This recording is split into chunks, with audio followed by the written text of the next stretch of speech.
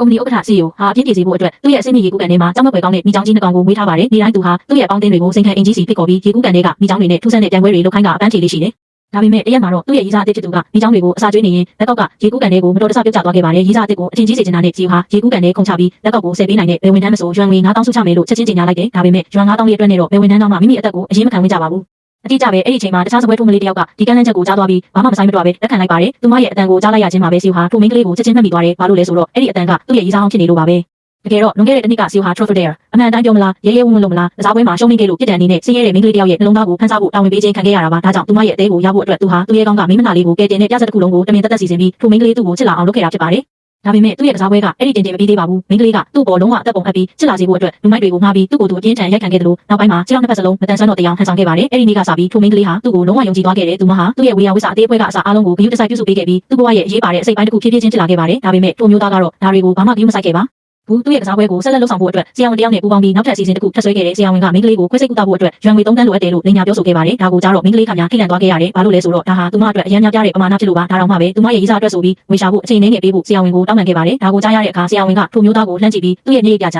တက်ကိုမြင်ပြီးနောက်မိန်းကလေးရဲ့တောင်းဆိုချက်ကိုသဘောတူပေးခဲ့ပါတယ်။ဒါပေမဲ့ထိုမျိုးသားဟာသူမအပေါ်ဘလောက်တောင်ကြီးမားတဲ့ကစားပွဲတစ်ခုကစားနေလဲဆိုတာကိုမိန်းကလေးခမညာလုံးဝမသိရှာပါဘူး။တကယ်တော့နိုင်ငံခြားပညာတော်သင်အစီအစဉ်အတွက်နောက်ဆုံးလက်ကျန်တဲ့နေရာပဲရှိခဲ့တာဖြစ်ပြီးထိုမျိုးသားကသူတကယ်ချစ်တဲ့သူ့ရဲ့ဖြူစင်တဲ့လက်မင်းဖြူလေးသူ့ရဲ့စိတ်ကူးလေးကအမျိုးသမီးနိုင်ငံခြားမှာပညာသင်ကြားခွင့်ရအောင်ထိုမိန်းကလေးကိုသူ့အနားမှာတမင်သက်သက်ချီနှောင်ထားခဲ့တာဖြစ်ပါတယ်။ဒါကိုဘာမှမသိရှာတဲ့မိန်းကလေးကတော့သူမရဲ့ရီးစားကိုနှုတ်ဆက်ပြီးခွဲစိတ်ဖို့ငွေရအောင်အချိန်ပိုင်းလှုပ်ဖို့ထွက်ခွာသွားခဲ့ပါတယ်။သူမထွက်သွားတာနဲ့တပြိုင်နက်ထိုမျိုးသားဟာချက်ချင်းမတည့်ရပြီးသတင်းပေါက်နာကိုရှောက်သွားကငွေနှဲငယ်ချွေတာဖို့အတွက်ငှားရမ်းစီတဲ့စပိန်ကိုတောင်စကင်ဖတ်ဖို့ဝေခွဲမရဖြစ်နေတဲ့သူရီးစားမလေးကိုလှမ်းကြည့်နေခဲ့တယ်။ဒါကိုမြင်ပြီးသူ့ရဲ့နှုတ်ခမ်းထက်မှာကျင်းတဲ့ပြုံးတစ်ခုပေါ်လာခဲ့ပါတယ်မကြခင်မှာပဲနောက်ထပ်တုံးလို့စရာအမှန်တရားတစ်ခုထွက်ပေါ်လာခဲ့ပြန်တယ်။အဲ့ဒီအဆောက်အုံတစ်ခုလုံးကိုသူကငှားရမ်းထားတာဖြစ်ပြီးတခြားအခန်းတွေမှာတော့သူ့ရဲ့ချမ်းသာတဲ့တငယ်ချင်းတွေနေထိုင်ကြတာပါ။သူတို့ဟာကင်မရာတွေကတဆင့်သူ့ရဲ့ပြဿနာတစ်ခုလုံးကိုနေတိုင်းစောင့်ကြည့်ပြီးတိုက်ရိုက်ထုတ်လွှင့်ပွဲတစ်ခုလိုပြောင်းမွေးနေခဲ့ကြတာဖြစ်ပါတယ်။ထိုမျိုးသားကသူ့ရီးစားဟာညတကောင်အထိအလုပ်လုပ်ရမှန်းသိပါတယ်။ဒါကြောင့်သူဟာအဝတ်စားတွေကိုအမြန်လဲပြီးသူ့တငယ်ချင်းတွေနဲ့အတူပါတီသွားဆင်နွှဲခဲ့တယ်။ပါတီပွဲအတွင်းမှာသူ့တငယ်ချင်းတစ်ယောက်ကမင်းရဲ့ဆင်းရဲတဲ့ရီးစားပေးထားတဲ့တန်ဖိုးနဲ့လက်ကောက်ကိုဘာလို့အခုထိဝတ်ထားသေးတာလဲလို့နောက်ပြောင်ပြီးမေးခဲ့ပါတယ်။သူကလည်းဘာမှမစင်စားပဲလက်ကောက်ကိုချုပ်ပြီးလွှင့်ပစ်လိုက်တယ်။ဒါပေမဲ့ချက်ချင်းဆိုသလိုပဲထိုမိန်းကလေးဟာသူ့အတွက်ဒီလက်ကောက်ကိုရဖို့ဘုရားကျောင်းမှာအချိန်ပေါင်း69ချိန်တောင်ဆူတောင်းခဲ့ရတာကိုတတိယသွားခဲ့တယ်။ဒါကြောင့်သူဟာလက်ကောက်ကိုအိတ်တစ်စိတ်ပြန်ကောက်ပြီးသူ့အိတ်ကထဲထည့်ထားလိုက်ပါတယ်။တစ်ဖက်မှာလည်းမိန်းကလေးဟာဘတ်စတာဂိတ်မှာကားဆောင်နေရင်ရိုးရင်းကျင်စီလူရန်ရင်ရွှန်ငွေ2000ပေးမယ်ဆိုတဲ့ပိုစတာတစ်ခုကိုသတိပြုမိသွားခဲ့တယ်။ဒါကြောင့်ခွဲစိတ်ကုသဖို့ငွေကိုအမြန်ဆုံးစုဆောင်းနိုင်ရန်အတွက်သူမဟာဆေးရုံကိုချက်ချင်းသွားပြီးဘာမှမဆိုင်မတော့ပဲသူမရဲ့ရိုးရင်းကျင်စီကိုလှူဒန်းလိုက်ပါတယ်။မကြခင်မှာပဲသူမရဲ့အကောင့်ထဲကိုရွှန်ငွေ2000ဝင်လာခဲ့တယ်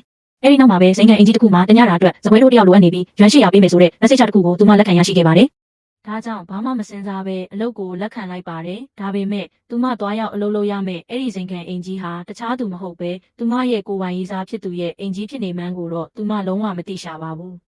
ဟဲနောက်ထပ်ဘာတွေဆက်ဖြစ်မလဲသိချင်ရင်တော့ like လုပ်ထားလိုက်ပါအောင်အဆင်ပြေရဲ့လားခင်ဗျာတခြားလိုအပ်တာရှိရင်လည်းစိတ်ကြိုက်ခိုင်းနိုင်ပါတယ်